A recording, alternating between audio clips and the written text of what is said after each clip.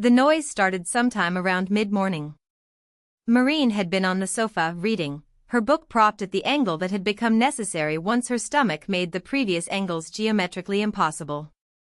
She lowered it when the sound reached her, a scraping, dragging, intermittently thumping series of sounds from somewhere outside the window. "What is that?"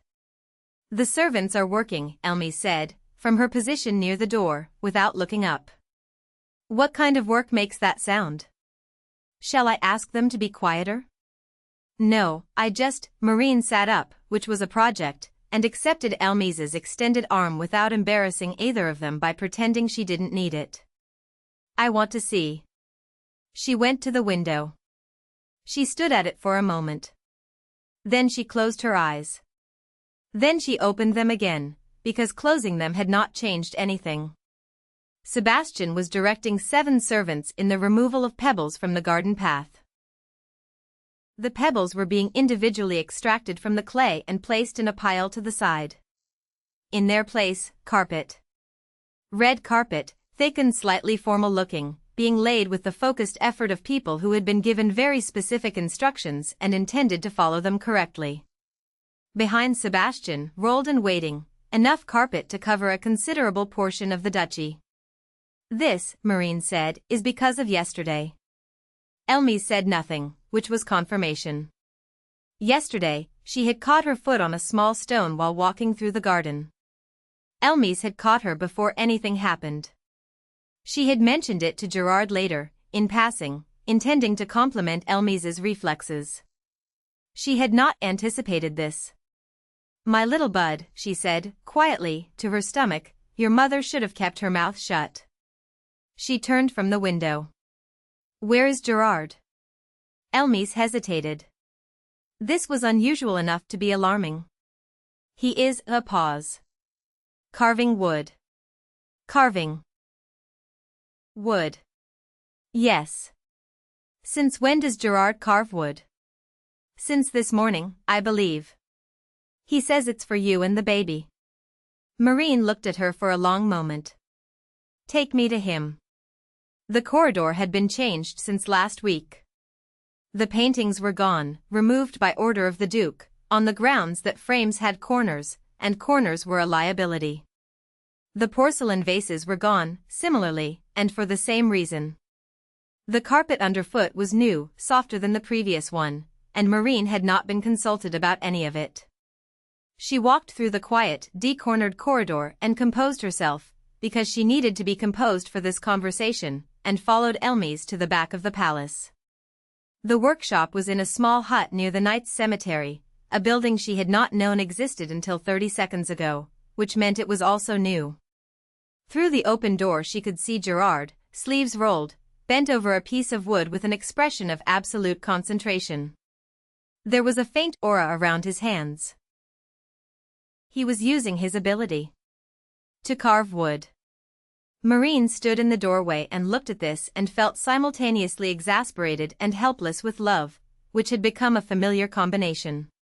She knocked on the open door. "Excuse me." He looked up. His face did the thing it always did when she appeared somewhere he hadn't expected her, a brief, unguarded gladness, immediately followed by a quick assessment of whether she was all right. "Marin. I heard there was a workshop." He narrowed his eyes slightly. "You have a tone." "I have a tone because there is a man out there using aura to carve wood. You should always apply full effort to whatever you do." He said this with complete sincerity and a slight lift of his chin. Marin looked at the wooden plates arranged to his left. Round. All of them round, ornately carved, each one clearly the product of someone who had taken the task with great seriousness. She tilted her head toward the garden. "The carpet. For your safety. The paintings in the corridor. The frames had corners. Gerard, the vases, also corners." "Yes, I deduced that." She pushed herself upright and addressed him directly. "Do you intend to carpet the entire duchy?" "Only the interior. The exterior will take longer." He said this without irony. "The nobles are going to talk." When have I cared about that? She could not, in fairness, argue the point. She looked at the wooden plates again. Why are they all round? Angles can injure you. She took a breath. Gerard. Yesterday was nothing. Elmies caught me. It was a small stone. We will be removing all the small stones. I noticed. He looked at her steadily, with the particular expression that meant he had heard her objection, acknowledged it, and was going to continue regardless. Marin sighed, and sat down on his knee. He made a sound, half surprised, half pained, and went very careful and very still, which he had been doing since the pregnancy began. He claimed he couldn't trust himself not to hold on to her if he touched her, and that holding on to her was a liability. What she had noticed was that she was having considerably more difficulty not holding on to him. She put her arms around his neck. I have a request, she said. Anything. His voice was strained with the effort of keeping his hands at his sides. Take up the carpets. No. You just said anything. Anything except that.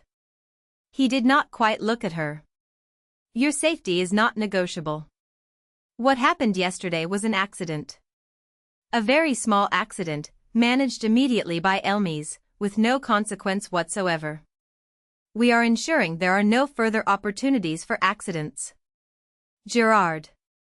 She lowered her voice, leaned in, and put her lips near his ear, which was a tactic she had identified as effective and intended to use responsibly. If you do as I ask, I'll do as you ask.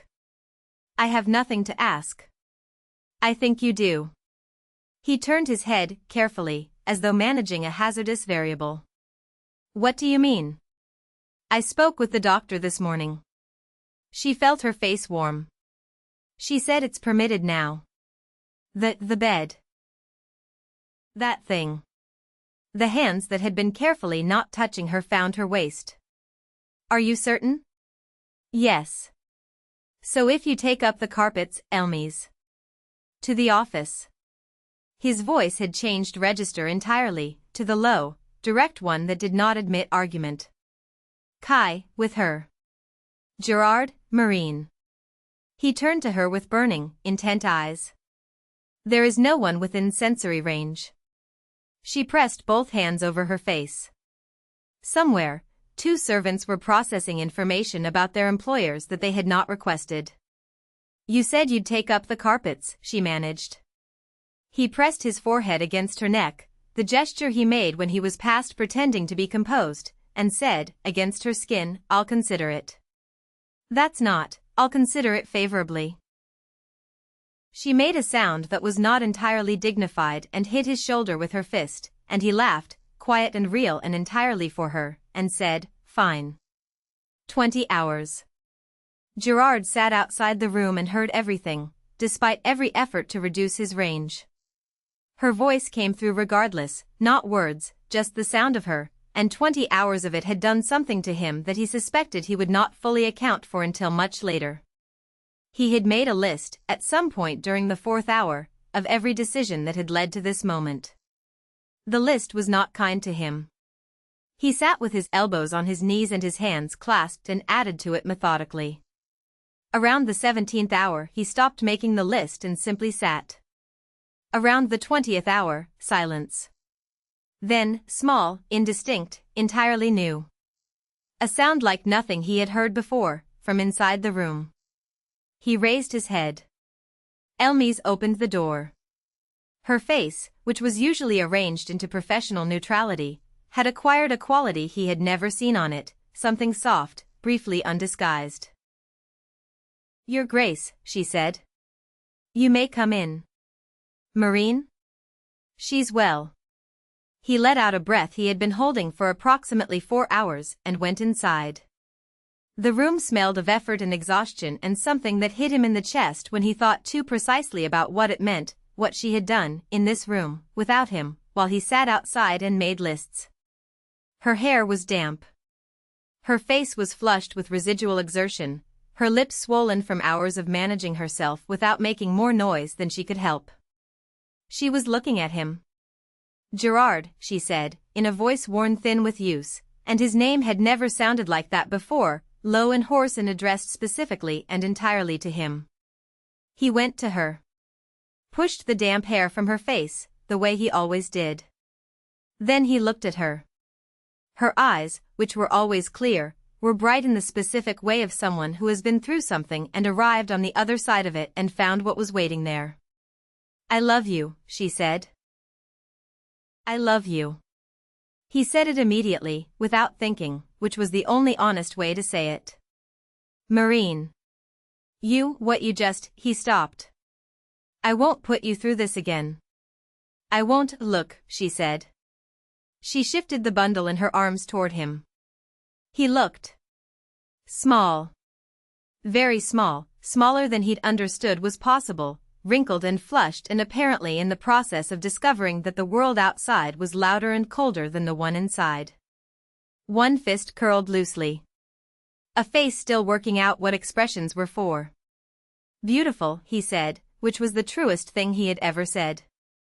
He had known, in theory, that this was what he had been working toward, the experiments with Jerome, the long private negotiation between fear and hope, all of it directed at this.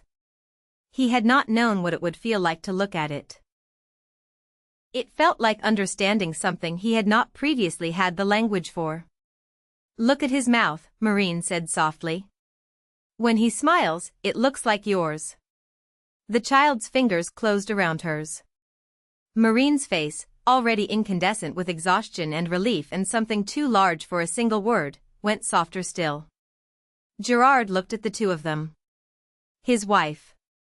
Their child. The specific quality of the light in the room, the particular silence of a moment that had completed itself. He thought of something he had repeated to himself for years, in the long difficult time before any of this, a phrase worn smooth with use, like something carried so long it had become part of the hand that carried it. He had said it when he had no family, when the word was a direction rather than a destination. He said it now in a room where it had arrived, finally, in full, and found that it still fit, and meant more than it had, and would mean more still with time. Marin looked up at him with her clear, exhausted, radiant eyes, and he sat beside her on the bed and put his arm around her and looked at his son, and felt, very quietly, that the longest road he had ever walked had arrived somewhere. Worth arriving.